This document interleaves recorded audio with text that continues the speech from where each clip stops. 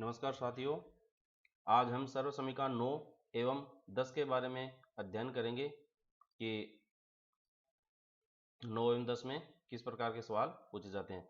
देखिए, अपने पास है x की घात 3 प्लस y की घात 3। इससे पहले की जो सर्व समीकरण थी उसमें क्या है, x प्लस y की घात जो थी वो पूरे की थी का होल क्यूब या होल की घात 3, x प्लस y की घात 3 संपूर्ण की थी। लेकिन यहाँ पर क्या है, अलग अलग आधे रखी है। इसी तरीके से एक जो दूसरी सर्व समीकरण थी उसमें भी क्या है, x माइनस वाई की घात 3 थी। और यहाँ पर अपन क्या देख रहे हैं, x की घात 3 माइनस वाई की घात 3 है। तो इनमें आप थोड़ा सा अंतर ध्यान रखेंगे। तो देखिए, इसकी जो सर्व समीकरण का जो हल है वो हमें प्राप्त होता है x प्लस वाई गुणा एक्स स्क्वायर माइनस का एक्स वाई प्लस का वाई स्क्वायर, और x की घात 3 माइनस वाई की घात 3 का जो हल प्राप्त होता है वो x माइनस वाई गुणा X square plus X Y plus Y square प्राप्त होता है। अब इन दोनों को याद रखने के लिए देखो, छोटा सा अंतर आपको ये याद रखना पड़ेगा कि जो x की घात 3 प्लस y की घात 3 में प्लस है, देखो यहाँ पर, तो यहाँ पर प्लस है ना, तो यहाँ पर भी प्लस है, और यहाँ पर माइनस है तो यहाँ पर भी माइनस है। तो जो प्रथम योग एवं अंतर दे रखा है उसमें तो अपने को कुछ भी नहीं करना है। एजिट जो चिन्ह यहाँ पर है वही चिन्ह यहाँ पर है, जो चिन्ह यहाँ पर है वही चिन्ह यहाँ पर है। अब परिवर्तन क्या है, यहाँ पर जो x की घात 3 प्लस y की घात 3 है इसमें प्लस का है ना, तो ये जो कोष्टक में अपन तीन पद लिख रहे हैं एक्स स्क्वायर एक्स वाई और वाई स्क्वायर, इसमें जो दोनों का गुणनखंड है, सॉरी दोनों का जो गुणनफल है वो विपरीत चिन्ह का है। यहाँ पर प्लस है तो यहाँ पर माइनस है, यहाँ पर माइनस है तो यहाँ पर प्लस है। तो इसे हम किस प्रकार से याद रखेंगे कि x की घात 3 प्लस y की घात 3 है, तो ऐसा का ऐसा तो ये लिखाया जाएगा x प्लस वाई, और X square X Y Y square लिखा जाएगा। लेकिन जो तीन पद लिखे जा रहे हैं कोष्टक में उसमें जो गुणनफल है, यानी कि जिसे x और y की एक ही घात है, उसमें इसका विपरीत चिन्ह आएगा। यहाँ पर प्लस है तो यहाँ पर माइनस आएगा, बाकी आप हर जगह प्लस का चिन्ह लगा दीजिए।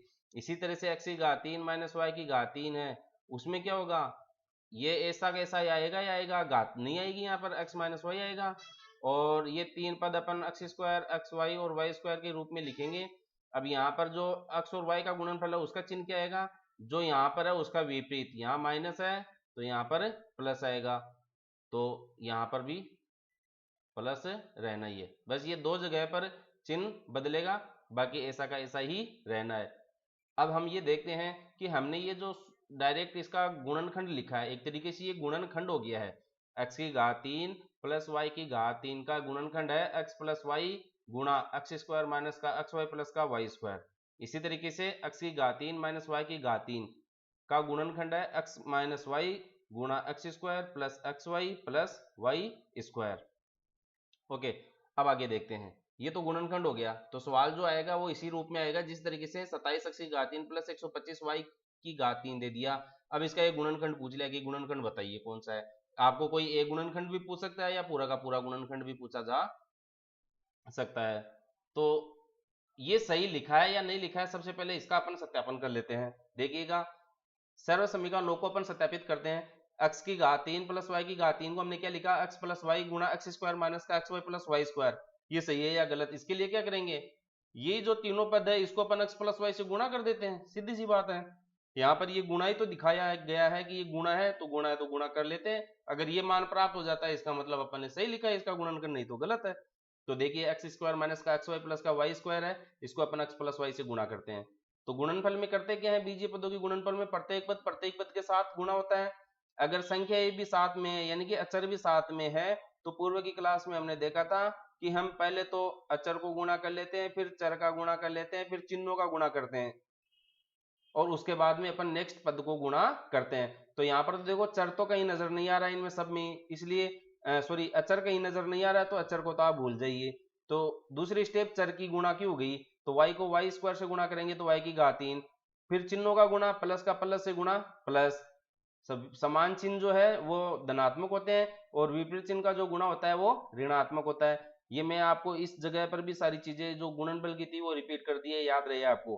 अब एक्स वाई को वाई से गुणा करेंगे, तो देखो समान चर तो आपस में गुणा हो जाएगा, फिर जो एक असमान चर चर बचेगा वो ऐसा कैसा लिखा जाएगा। तो एक्स तो ऐसा कैसा, वाई का वाई से गुणा क्या हो गया, वाई स्क्वायर। एक्स वाई को वाई से गुणा कीजिए, अब एक्स तो रह गया, समान आधार है, आधार समान है तो घातें जुड़ जाती है, इसकी एक एक है तो ये जुड़कर 2 हो गई, एक्स वाई स्क्वायर मिल गया। प्लस का माइनस से गुणा माइनस, वाई का एक्स स्क्वायर से गुणा Y square, Y X square मिल जाएगा, या एक्स स्क्वायर वाई लिख दीजिए। गुणनफल में क्रम विनिमय नियम लागू होता है, 3 को 2 से गुणा करो या 2 को 3 से गुणा करो, 6 मिलेगा। अब ये देखो y का हमने इन तीनों पदों से गुणा कर लिया, अब हम x का इन तीनों पदों से गुणा करेंगे, x का y स्क्वायर से गुणा एक्स वाई स्क्वायर, x का एक्स वाई से गुणा, देखिएगा x का एक्स वाई से गुणा, तो ये y तो अकेला है तो रह गया, अब x x का गुणा करना है, समान आधार है, आधार समान होने पे क्या होता है, घातें जुड़ जाती है, तो ये एक्स स्क्वायर वाई मिलेगा, एक्स स्क्वायर वाई। प्लस का माइनस से गुणा, यहाँ कोई भी चिन्ह नहीं है तो प्लस मानेंगे, प्लस का माइनस से गुणा माइनस, विपरीत चिन्ह ऋणात्मक होता है गुणा होने पर। x का एक्स स्क्वायर से गुणा, x का एक्स स्क्वायर से गुणा क्या मिलेगा, x की घात 3 मिलेगा, आधार समान है, घातें जुड़ जाएगी, 1 और 2 3 हो गया, तो x की घात 3। अब देखिए यहाँ पर हम क्या देख रहे हैं कि ये एक्स स्क्वायर वाई प्लस का है और ये माइनस का एक्स स्क्वायर वाई है, तो ये कट गए, प्लस माइनस 2 में से 2 घटाएंगे तो 0 मिलेगा, इसी तरीके से एक्स स्क्वायर वाई में से अगर एक्स स्क्वायर वाई घटाएंगे तो क्या मिलेगा, 0। अब ये एक्स वाई स्क्वायर माइनस का है और ये एक्स वाई स्क्वायर प्लस का है, तो ये भी कट गया, तो बच गया क्या, एक्स का घात 3 और प्लस वाई की घात 3, तो प्लस वाई की घात 3, ये लीजिए, इसका मतलब एक्स की घात 3 प्लस वाई की घात 3 का जो गुणनखंड है वो x प्लस वाई गुणा एक्स स्क्वायर माइनस का X Y plus Y square प्राप्त होता है। इसी तरीके से ये x की घात 3 माइनस वाई की घात 3 है, इसका आप अभ्यास कीजिए, देखो जब तक आप खुद पेन नहीं चलाएंगे तब तक आप सीख नहीं पाएंगे। आपको गुणनफल मैंने सिखा रखा है, फिर भी यहाँ पर इसी तरीके से केवल एक चिन्ह का फर्क पड़ेगा आपके, बाकी का गुणा मैंने पूरा करके आपको बता दिया है। जिसने पहले की गुणनफल की क्लास नहीं देखी है उसको भी यहाँ पर बीजीय पदों का गुणा समझ में आ सकता है। तो इसका गुणा आपको करके देखना है कि x की घात 3 माइनस वाई की घात 3 का मान यही प्राप्त होता है या नहीं होता है। इसका गुणनफल आपके लिए ईमानदारी से आप इसका हल ज्ञात कीजिएगा, जब तक आप प्रैक्टिस नहीं करेंगे तब तक आप सीख नहीं पाएंगे। मैं केवल आपको तरीका बता सकता हूँ, अभ्यास आपको ही करना है, मैं अभ्यास नहीं करवा सकता हूँ आपको, वो आपको आपकी इच्छा शक्ति से करना है। अगर आपको सफलता प्राप्त करनी है तो आप निश्चित तौर पर इन पर अभ्यास कीजिएगा, कहीं पर भी गलती नहीं होगी।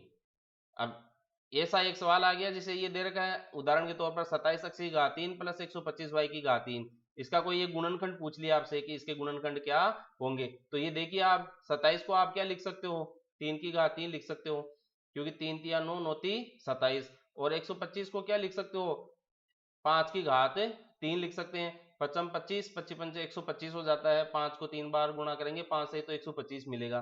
तो मैं इस सवाल को बदल के क्या लिख सकता हूँ, 3x की घात 3 प्लस 5 y की घात 3, तो ये देखो आपका x की घात 3 प्लस y की घात 3 के रूप का हो गया है। अब आप x की जगह 3x रखो और y की जगह 5y रखो और इसका गुणनखंड प्राप्त कर लीजिए। ओके, दूसरा एक सवाल मैं आप लोगों के लिए बता देता हूं, 216x की घात 3 माइनस 343 y की घात 3 है, यह आप लोगों के लिए, इसका गुणनखंड आपको करना है। अब इसका आप मिलान कीजिए कि ये कौन से सर्व समीकरण पर आधारित है। सर्व समीकरण नंबर 10 पर आधारित है, इसके आधार पर आप इसका गुणनखंड ज्ञात करके देखिएगा कि क्या मिलता है। सबसे पहले तो आपको 343 को बदलना है घन में, इसी तरीके से 216 को भी घन में बदलना है, और उसके बाद में डायरेक्ट इस सर्व समीकरण को लागू कीजिए। नेक्स्ट क्लास में अपन आगे देखेंगे आगे का टॉपिक, तब तक आप इनको हल कीजिए, इन पर अभ्यास कीजिए। सारी सर्व समीकरण के सूत्र मैं आपको पोस्ट कर दूंगा टेलीग्राम पर और यूट्यूब पर, उनको आप एक जगह खुद भी लिख लीजिए और बार बार इनको रिपीट कीजिए। आप जहां पढ़ते हैं उसके सामने इनको चस्पा लीजिए, ताकि आप इनको जब भी देखें एक नज़र से तो तुरंत इनको देखते रहें और इनमें अंतर करके आप याद कर सके। धन्यवाद।